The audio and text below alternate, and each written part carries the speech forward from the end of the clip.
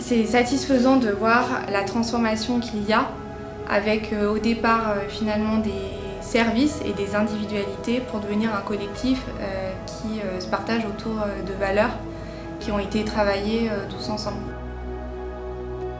On ne pourra réaliser notre projet que si l'ensemble des collaborateurs forment un collectif, que si l'ensemble de ce collectif a une vision commune et alignée.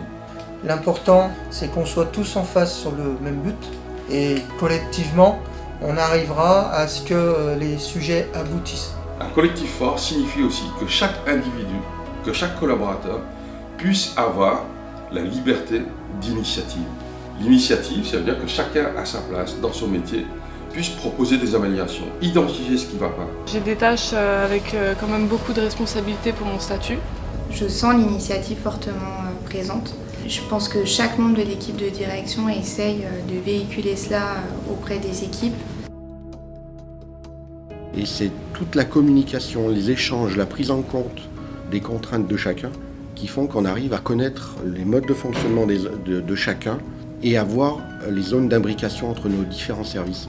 On met tout sur la table, c'est facile, c'est un énorme avantage. Les relations sont sincères, honnêtes, on se dit des choses. Mais on est à l'écoute l'un de l'autre, on prend en compte les avis de chacun. La température des équipes, comment ça se passe, comment les choses se déroulent, est-ce que tout le monde se sent bien à sa place, où sont les difficultés. Il y a cette facilité en tout cas de rentrer en contact, il y a cette facilité de vouloir travailler les uns pour les autres.